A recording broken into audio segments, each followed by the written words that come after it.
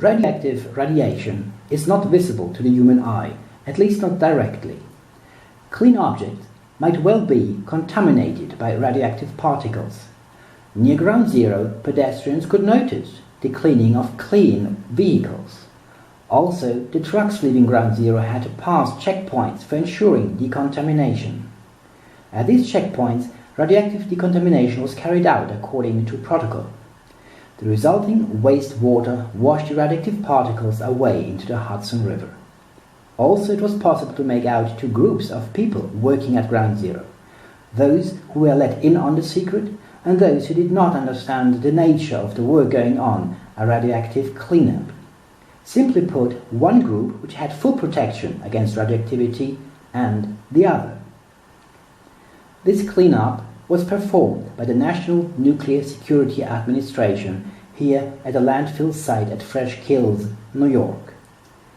Insufficient protection, like wearing only a particle filter mask and no special suit, bears a high risk of developing cancer. We have some very sad news to report today about the loss of three true American heroes: Daniel Hegland, Howard Bischoff, and Robert Lever were three tremendously courageous 9/11 first responders who passed away last week, all on the same day from cancer. So a lot of people are unaware of this, but it's an epidemic of first responders and people who lived in the area who have developed debilitating diseases and chronic problems. One of the things that I keep coming across in articles about this, it's like Gulf War-like symptoms. Okay, constant fever, shakes, you're hot and cold at the same time, headaches, vomiting, debilitating pain. And remember, Congress at first blocked a bill which would pay for all of the health care costs of these heroes. You know what it took in order to get that bill through? I'm not kidding about this. It took Jon Stewart covering the story. If I'm not mistaken, I think he covered it for a few days straight, maybe a week straight, and just sat down and did interviews with people like the husbands or the wives of the people who were down in the area and a lot of the first responders. And they basically described, like, yeah, it's been hell. We can't get our medical bills paid. We don't have insurance for reason X, Y, and Z, and the government's not helping us. They're just not picking up the slack. In fact, I remember in Michael Moore's documentary Sicko about the healthcare system, he literally took some 9/11 first responders to Cuba to try to get them health care over there because they weren't getting it here.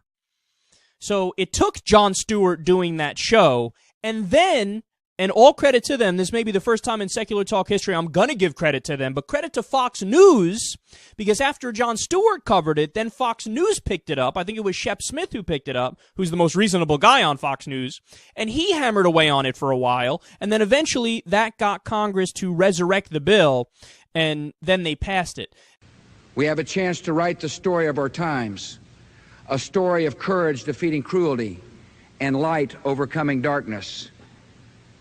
I am Jennifer McNamara.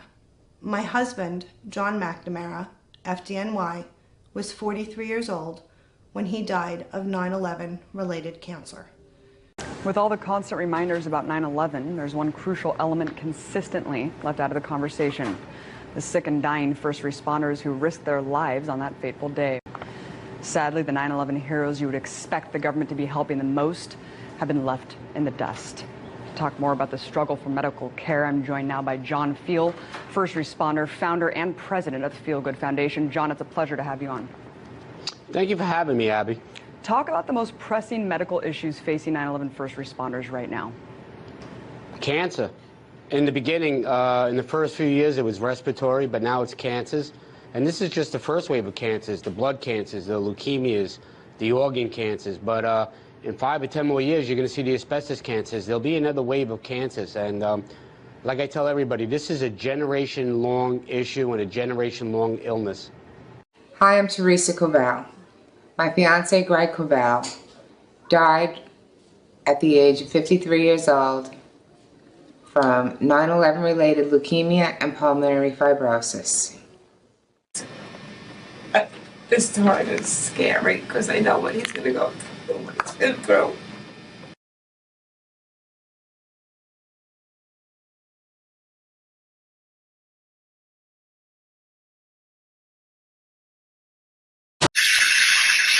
Sedan was detonated at 10 a.m., July 6, 1962.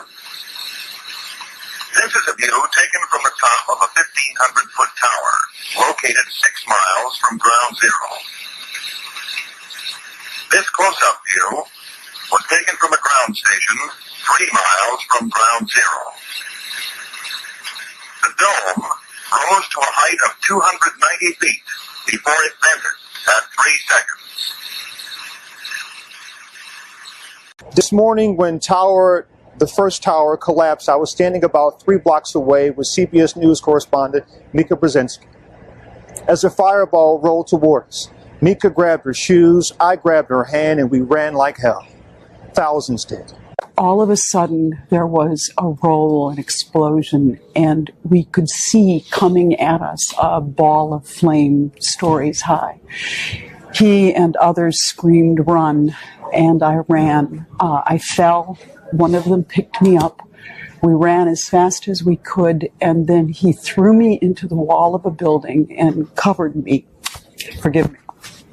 I am in his debt. You know, Dan, I know firefighters do incredible work all of the time, but this was exceeded anything that I can imagine. Out of the rubble of molten iron and molten rock, shown here in the infrared thermal images, the US Geological Survey took dust samples from nearly 50 places in Manhattan. Any nuclear bomb explosion starts with uranium or plutonium fission, which is shattered by neutron particles into radioactive barium and radioactive strontium. We look thus for barium and strontium, and we do find a perfect correlation. Furthermore, radioactive barium has a known decay pattern. Radioactive strontium has a known decay pattern. The question is now, do we find this nuclear fingerprint? In Google, we type USGS dust sample leach table 1. We hit the first entry, and conveniently enough, the entire radioactive shit from the uranium fission decay chain is listed before our eyes. Let's go back in time. What you see here is a nuclear test on US military personnel. Such experiments were made in the past, known and unknown to its victims. Powers inside the US government have always shown a keen interest in radiation experiments on its citizens. The public seems to ignore the scope and extension of these experiments. Over the years, over 300,000 people were abused by this criminal government network. What if it never stopped? What if all the government's care is only a medical study on the heroes of 9/11 and the citizens of the New York area? Don't say this cannot happen. It has happened before, it will happen again. Just see things with new eyes.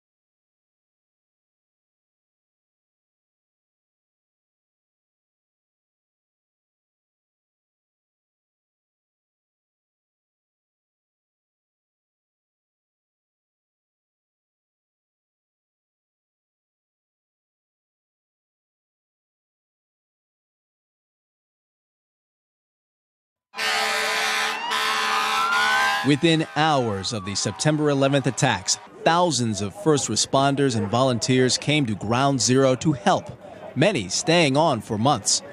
One of those workers was NYPD Detective James Zadroga.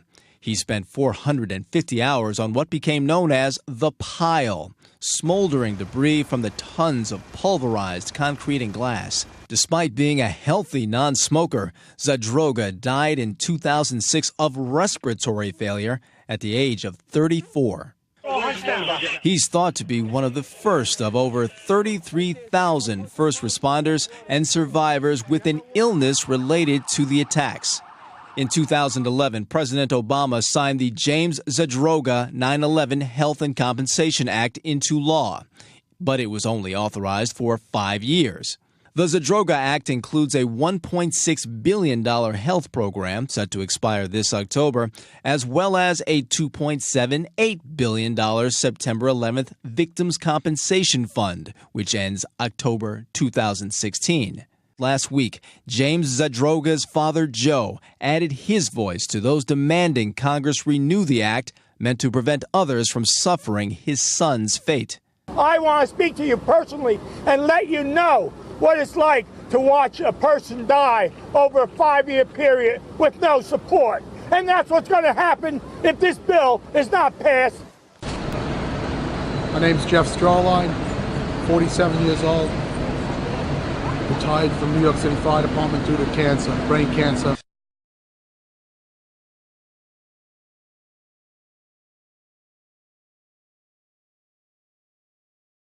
So the cancer don't kill me, the pneumonia's gonna kill me.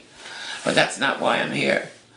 I'm here to let everybody know that there are hundreds, maybe thousands of people just like me that went down there as a patriot to our country and not caring about our own health or our own goodwill, thinking that the government would take care of us.